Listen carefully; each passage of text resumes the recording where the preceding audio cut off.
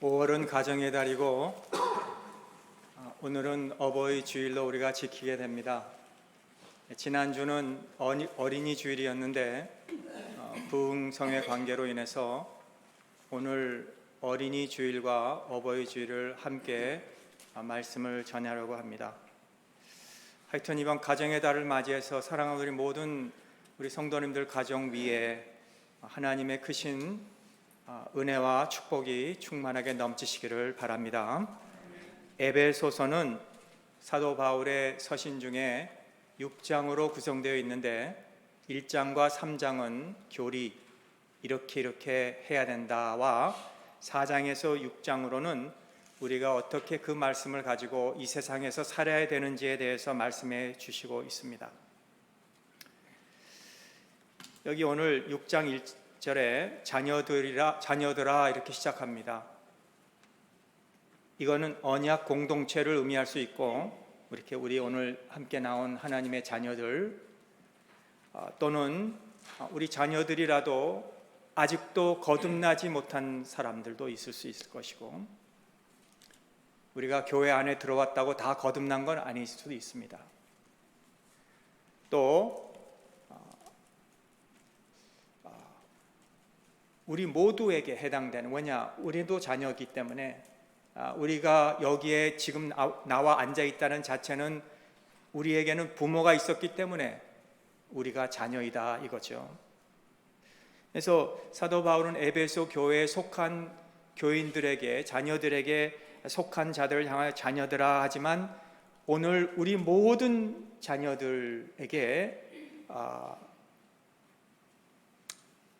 분별하지 못한 하나님의 말씀을, 구원을, 은혜를 분별하지 못한 자라 할지라도 우리를 자녀라 이렇게 불러주신 것을 우리가 볼 수 있습니다. 여기에 키워드는 주 안에서입니다. In Christ.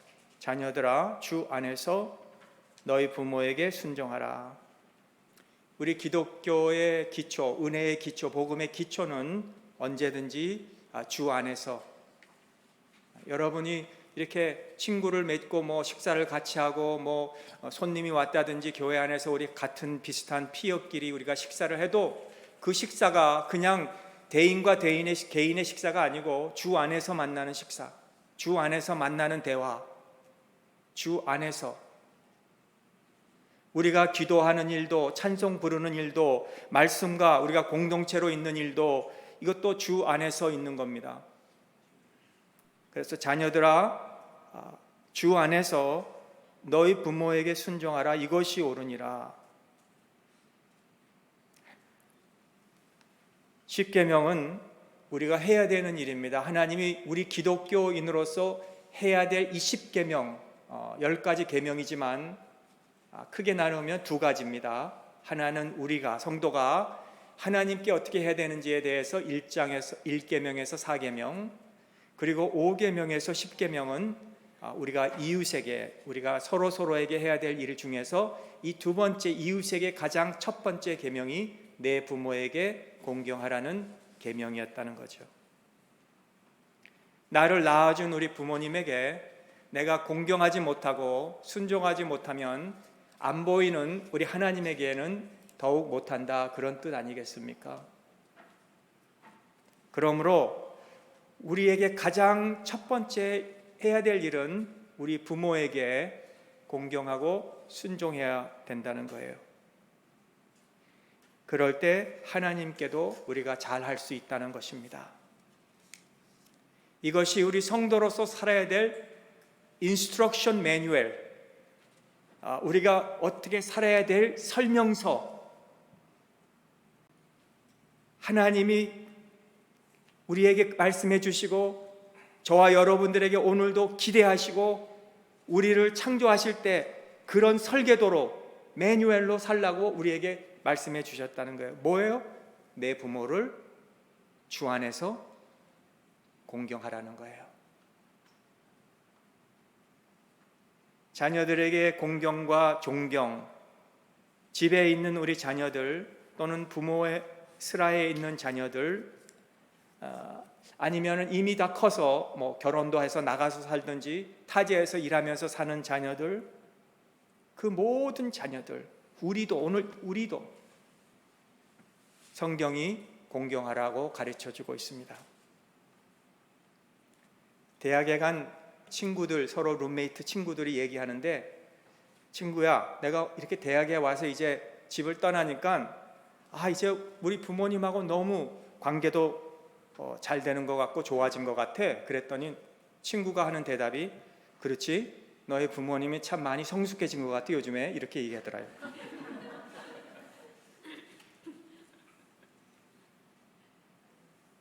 또 내 아버지 어머니를 이 공경하라는 이것은 약속에 있는 첫 계명이라 그랬는데, 많은 학자들이 사도 바울이 이렇게 첫 약속이 있는 첫 계명이다라는 것을, 사도 바울의 진짜 뜻은 약속이 있는, 이것만이 약속이 있는 계명이다, 그렇게 얘기했다는 거예요. 이것만이 약속이 있는 거예요. 무슨 약속입니까? 내가 잘되고 땅에서 장수하리라. 이 뜻은 그 당시에 비춰보면, 초대교회 당시에 말씀대로 살고 말씀대로 순종하고 복음대로 살면은 더 안 되고 더 생명도 짧아질 수 있는 그때입니다. 예수 믿는 것 때문에 더 빨리 생명을 이룰 수 있고, 예수 믿는 것 때문에 많은 그 당시의 종교 지도자들에게 더 어려움을 당할 수 있는 그때에, 근데 사도 바울은 이게 옳다 그래요. 이것이 하나님의 창조한 방법이다, 패턴이다, 설정이다, 순서다, 옳으니라. 뭐가? 부모를 공경하는 것이. 오래전에 프랑스에서 이 연세든 어르신들이 한꺼번에 한 1,500명이 돌아가셨대요. 알고 보니까 이 히트웨이브가 있었어요 그때. 그런데 히트웨이브가 있는 그것을 알면서도 다 성장한 자녀들이 부모님들을 집에 놓고 우리는 휴가 갑니다, 애들 데리고.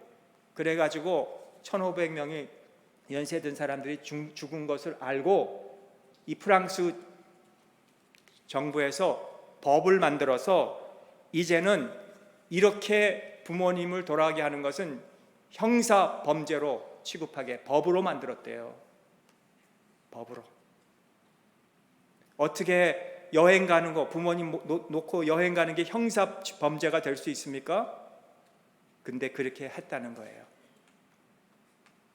목사님, 우리 부모님 몰라서 그래요.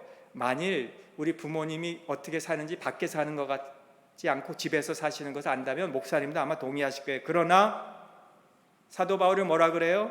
이것이 옳다는 거예요. 우리 부모님이 내 말을 잘 들어줘서 나를 좋아하게 해서 내 부모님을 공경하라 하지 않았습니다. 우리 부모님이 나의 그 소원을 들어줘서 내가 부모님을 경공한다 하지 않았습니다. 우리 부모님이 나의 마음을 흡족해 줘서, 나의 필요를 채워줘서 내가 부모님을 공경한다라고 하지 않았습니다. 그냥 무조건 옳으니까. 디모데전서 6장 7절에 보면은 우리는 세상에 아무것도 가지고 온 것이 없다 그랬습니다. 여러분 생각해 보세요. 저와 여러분들이 세상에 뭘 가지고 왔습니까? 가지고 온 거 하나도 없습니다. 아무것도 못 가지고 온 우리 인생을 누가 입혀주시고, 누가 먹여주시고, 누가 기저귀 갈아주시고, 그것도 시작해서 잠재우고 공부시켜주고, 우리 부모님이 계시지 않았다면 결코 우리가 있을 수가 없는 거예요. 고향의 봄, 그 노래 아시잖아요. 나의 살던 고향은 꽃피는 산골, 복숭아꽃, 살구꽃, 아기 진달래, 울긋불긋 꽃 대궐, 차리인 동네, 그 속에서 놀던 때가 그립습니다. 여러분 우리 고향을 생각하면 그리운 게 그거예요. 부모님 생각이 나는 겁니다. 옛날에 어머님의 추억이 떠오르지 않습니까? 학교 갔다가 돌아오면서 엄마 하면은 엄마가 하던 일 모든 거 멈추고 우리를 안아주던 그때, 풀밭에서 클로바를 가지고 팔목, 반지 이런 거 만들어 주셨던 그때, 세상에 최고의 사랑이 있다면 우리 부모의 사랑 아니겠습니까? 누군가가 말하기를 우리 부모님의 사랑은 햇빛과 같다 그래요. 이 태양빛은 연료를 때우지 않아도 항상 뜨겁게 타오르는 것 같이 우리 부모님의 사랑은 우리를 향한 항상 뜨거운 사랑. 오늘도 장로님이 기도해 주셨지만은 우리 자녀의 신앙을 마치 우리 부모가 못해서, 우리 부모가 잘 못해서 우리 자녀들의 신앙이 없다고 그렇게 기도하시잖아요. 그게 사랑입니다.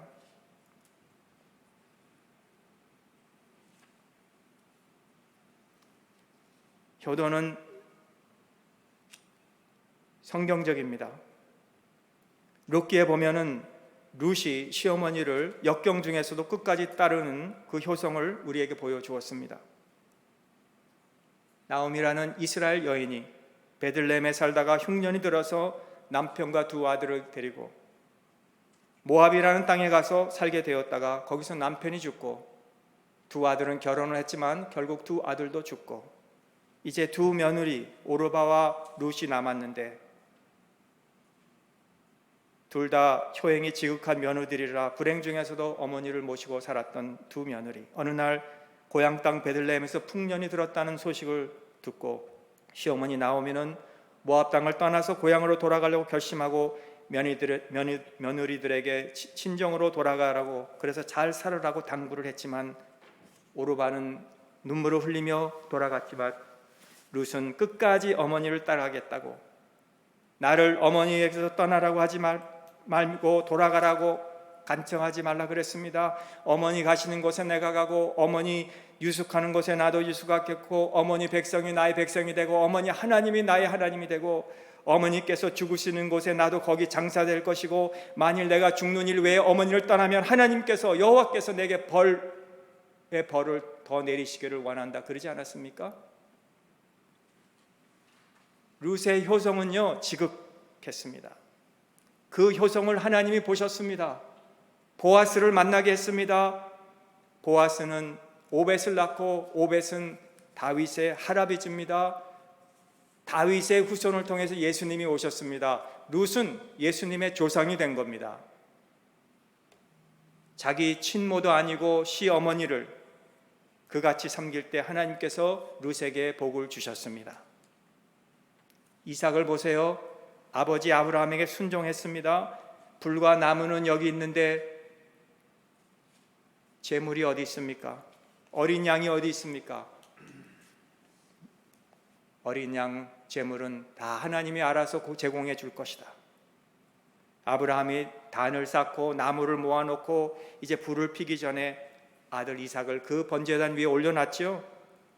반항하지 않고 침묵하고 그 위에 올라간 아들, 40이 될 때까지도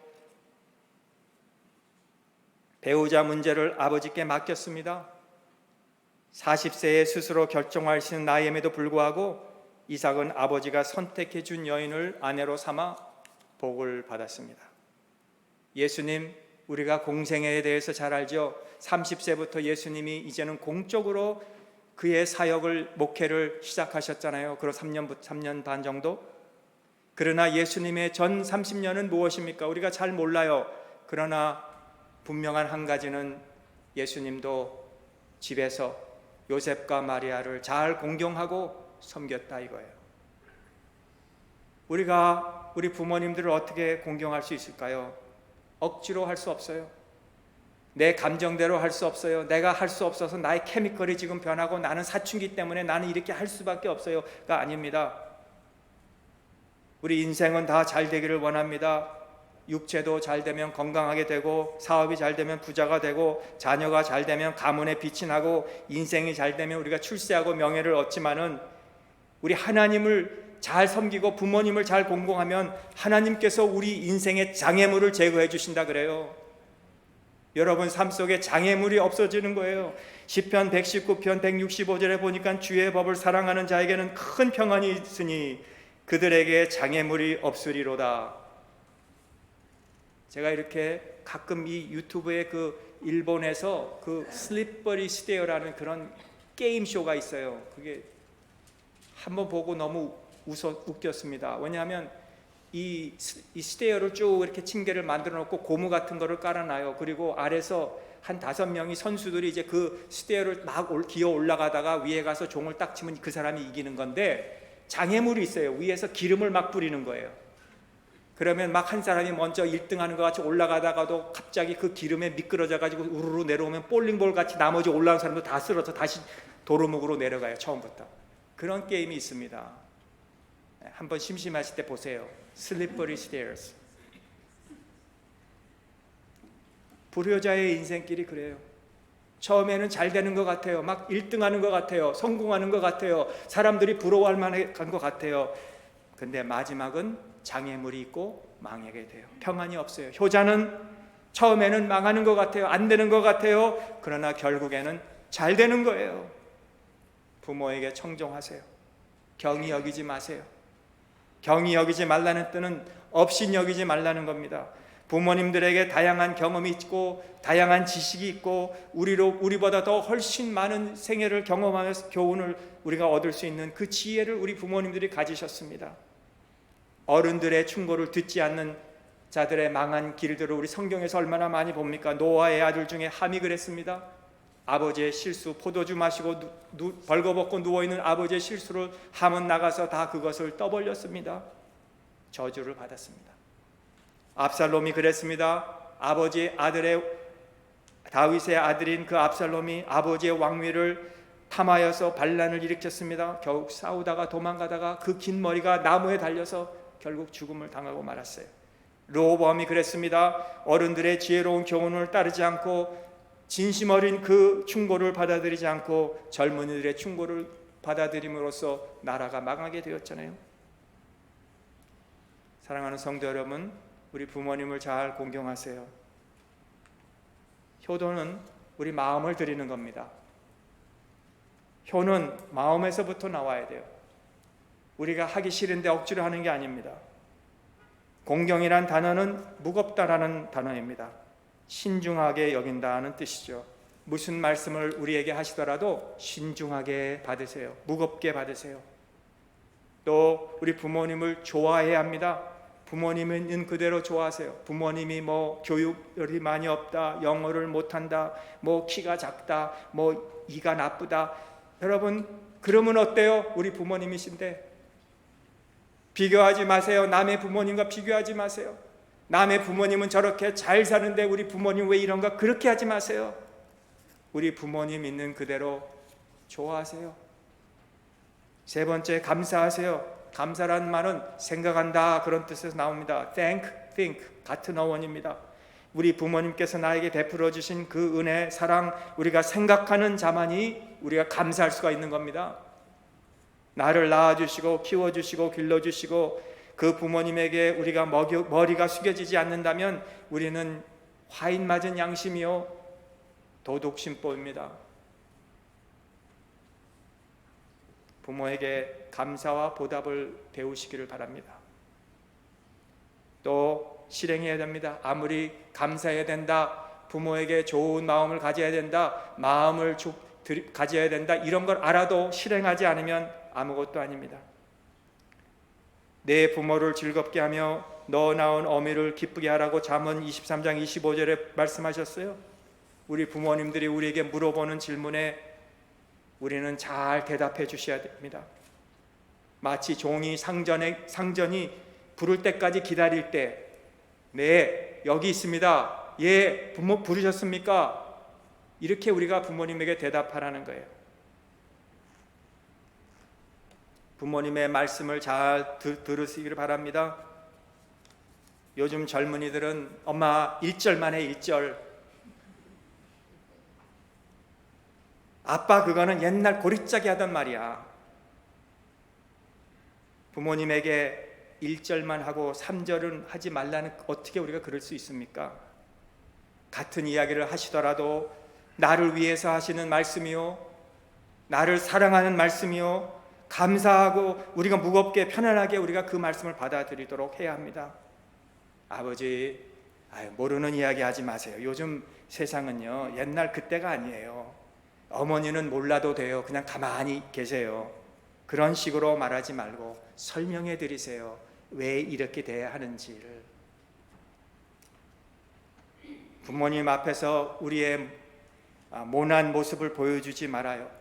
여러분 기분 상할 때 있습니다. 그러나 우리 부모님 앞에서 그 기분 상한 모습을 보여드리지 마세요. 우리가 화날 때 있어요. 그러나 화난 모습 우리 부모님 앞에 보여드리지 마세요. 요즘 신세대들은 우리 부모님 앞에서 못하는 말 없어요. 아유 신경질 나. 아이 미쳐버리겠어. 아이 지겨워. 그것은 불효입니다. 부모님 계신 자리에서 이 모난 행동을 보이는 것은 부모님을 구박하고 부모님을 쫓아내는 행위예요. 부모님 밑에서 항상 웃는 얼굴, 웃는 얼굴.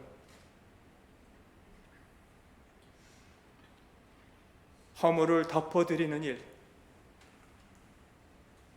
뭐냐면 우리 부모님의 허물은 나의 허물이기 때문에,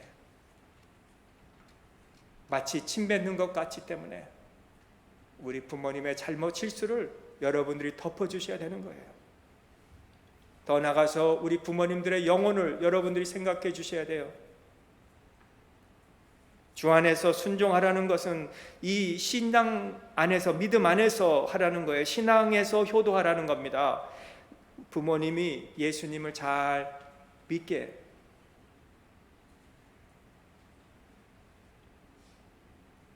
교회에 오시도록 여러분들이 좀 힘들고 피곤하더라도 운전도 해서 부모님들 모시고 오시고, 주의 일 하시고 싶다면 여러분들이 좀 희생하시더라도 우리 부모님이 한번 교회에서 일하도록 여러분들이 도와드리시고, 또 생활을 잘 하시도록 계시는지 늘 살펴도 주시고, 그러셔야 됩니다. 여러분, 물에 빠져가는 사람에게 가장 중요한 것은 집도 아니고 옷도 아니고 차도 아닙니다. 금반지도 아니고 하와이 일주일 여행도 아닙니다. 진수성찬도 아니고 별장에 모시는 것도 아닙니다. 우리 물에 빠져가는 사람에게 딱 한 가지, 구조예요. 구원해 주는 거예요. 그게 우리가 할 일입니다. 우선 물에 빠진 사람을 건져낸 후에야 그 다음에 필요한 거예요. 그런데 그것도 못하고 우리 부모님의 영혼을 우리가 돌보지 않는다면 얼마나 우리가 가슴이 아픈 거예요. 그런데 우리는 그렇게 생각하지 못할 때가 많아요. 예수님을 모르고 돌아가신 우리 부모님들 없도록 우리가 해야 되는 거예요. 두 번째, 우리 아비들아 너희 자녀를 노엽게 하지 말고 오직 주의 교훈과 훈계로 양육하라. 오늘 4절 말씀입니다. 자, 우리 부모님들에게 질문하겠습니다. 여러분들의 자녀들이 여러분들 실망시킨 적이 있습니까? 실망시키게 하는 일이 있습니까? 있습니다. 그렇죠? 아무 대답을 못 하시는 거 보니까 있는 거예요, 지금. 우리 자녀들이 그렇게 못할 때가 있을지만은 우리가 그 자녀들의 어떤 인격, 성격을 변화시키려고 하려고 할 때가 많이 있어요. 여러분, 내 성품도 못 변화시키는데 어떻게 우리 자녀를 변화시킬 수 있습니까? 내 성격도 내가 못 바꾸는데, 하나님이 나에게 주신 성격을 이대로, 성품을 이대로, 인격을 이대로 하나님이 나를 받아주셨는데 왜 우리가 자꾸 자녀들을 바꾸려고 합니까? 하나님이 그들에게 주신 성품과 성격인데. 그러니까 실망하지 마시라는 거예요.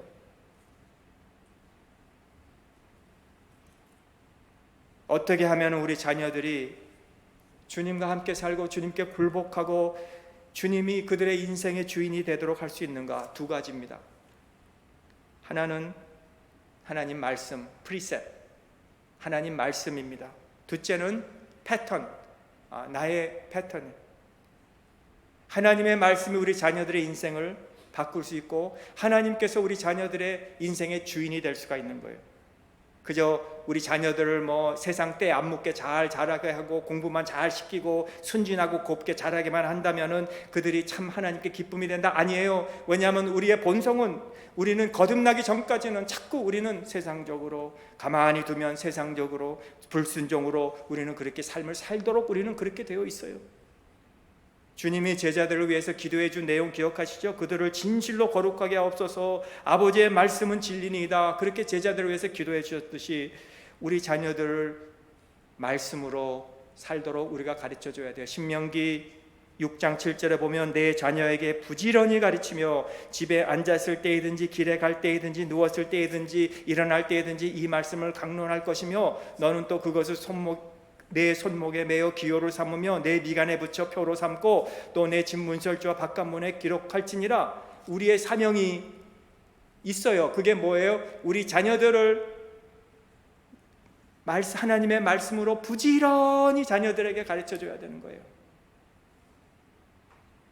어떤 것으로 하여금 그 가르치는 일을 장애가 없도록, 우리가 방해받지 않도록, 우리가 자녀들에게 손상이 입히지 않도록 잘 가르쳐 줘야 되는 거예요. 우리 자녀들에게 어떻게 하면 부지런히 가르칠 수 있습니까? 첫째는 그들이 말을 할 수 있을 때부터, 어릴 때부터, 한 2, 3살, 4살 때부터, 입을 뜰 때부터요, 교리로, 하나님의 말씀 교리로, 문제와 답으로 자녀들이 찾아와서, 할아버지 또는 아버지, 엄마, 이건 왜 이래? 이건 뭐야? 그렇게 할 때, 이거는 이런 거고 하나님의 말씀은 이렇게 설명을 하고 있다, 이렇게 가르치라는 거예요. 언제부터? 말을 할 수 있을 때부터. 그들이 듣기 좋은 대답이 아닐지라도, 그들의 가슴에 따가운 그런 책망이 있는 것 같다 할지라도, 이거는 하나님 말씀이기에 자녀나 손자에게 가르치라는 거예요. 그거보다 더 좋은 것이 없어요. 만일 우리가 우리 자녀들에게 영적 방향을 제시해 주지 못한다면, 하나님의 말씀으로, 만일 우리 자녀들이 이렇게 사는 것이 하나님의 말씀이다, 우리가 그 방향을 제시해 주지 못한다면, 하나님이 저와 여러분들에게 나중에 책임을 물을 거예요. 왜 그렇게 했느냐고, 왜 내가 너에게 맡겨준 나의 자녀를 네가 왜 그렇게 키웠느냐고. 뭐라고 대답하시겠습니까? 하나님, 제가 바빠서요. 제가 우리 자녀를 인류 대학에 넣게 하기 위해서요. 하나님, 제가 돈을 많이 벌어서 우리 자녀들을 편안하게 살게 하기 위해서요. 제가 큰 집을 사야 되기 위해서 그럴 시간이 없었습니다. 안 돼요. 여러분들의 책임입니다. 교회 책임도 아닙니다. 일주일 동안 갖다가 맡겨놓고 어떻게 우리가 한 일주일 동안 우리 자녀들이 말씀 없이 살면 수 있으니까 여러분 가정에서 가르쳐줘야 돼요. 어릴 때부터, 말할 수 있을 때부터 교리 문답식으로 하나님의 말씀을 가르칠 수 있기를 바라요. 두 번째는 제단을 쌓아야 돼요. 제단.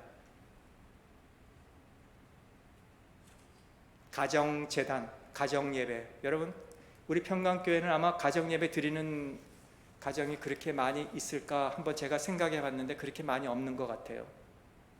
부부라도, 이제는 자녀가 커서 떠났더라도 부부끼리라도, 아니면 혼자라도, 아니면 같이 사는 집에 자녀들과 함께 가정 예배를 우리가 쌓는 것을 참 못하는 것 같아요. 여러분, 가정은 교회입니다. 작은 교회. 교회가 큰 교회만, 대형 교회만 교회가 아니죠. 뭐 30명 있는 교회, 15명 있는 교회도 교회예요. 가정도 작은 교회예요. 여러분 집이 교회입니다.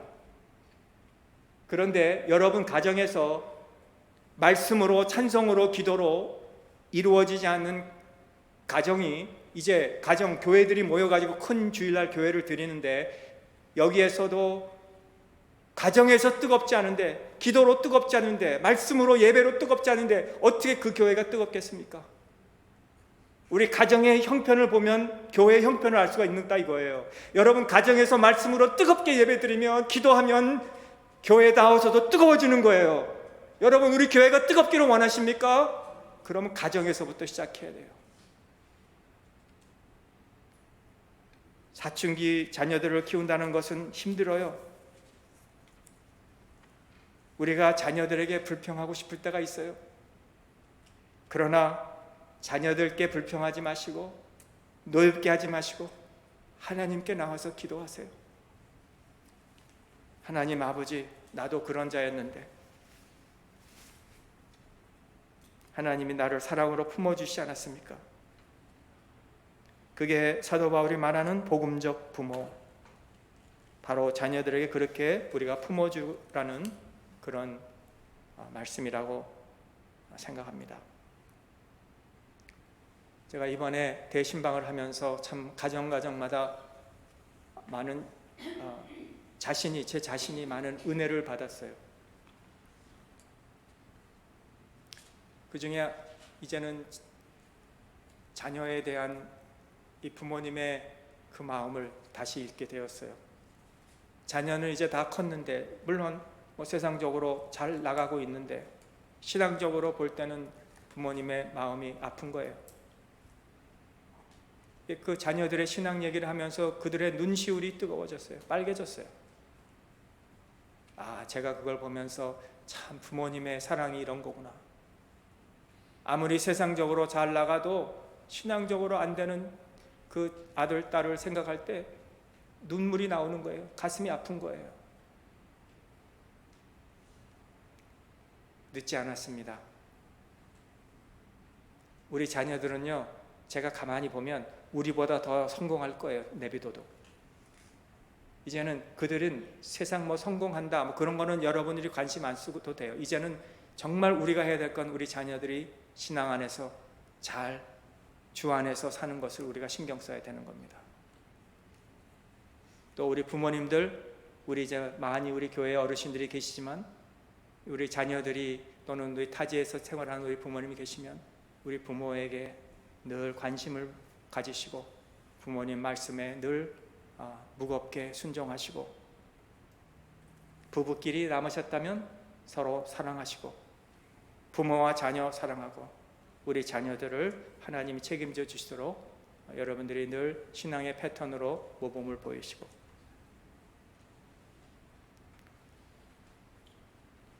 우리 품을 떠나 하나님을 지금 없이 생활한다 하더라도 언젠가는 하나님께서 우리 자녀들 하나님의 집으로 돌아오게 하실 것을 믿으시고 기도하시기 바랍니다. 우리 기도하겠습니다. 하나님 아버지, 감사합니다. 오늘 가정의 달, 어머니 날, 혹시 어려운 가정, 현실적인 문제로 인해서 또는 관계의 문제로 인해서 어려운 우리 가정이 있다면 하나님의 놀라운 은혜를 허락해 주시고, 우리 자녀들로 하여금 힘들고 지칠 때마다 성령으로 지혜로 충만하게 하시고 주님과 같은 마음을 품게 하셔서 우리 자녀들을 바른 길로 가르치고 인도하게 하여 주시기 원합니다. 우리 부모님들 주신 하나님, 우리가 부모님 살아계신 동안 우리 부모님에게 효도하게 하여 주옵소서. 부모님 떠나고 나서 후회하는 저희들 되지 말게 하시고, 부모님 살아계실 때 전화도 용돈도 교회도 신앙생활 편하게 하시도록 우리가 힘써 효도하는 우리 모두가 되게 하여 주시옵소서. 우리 자녀들 이제 성장하여 하나님 없이 지금 산다 할지라도 언젠가는 하나님의 집으로 다시 돌아오는 그날을 바라보며 우리가 열심히 신앙과 기도로 말씀으로 우리 자녀들 위해서 우리가 기도할 때 하나님이 들어 응답해 주시옵소서. 예수님의 이름으로 감사하며 기도하옵나이다. 아멘.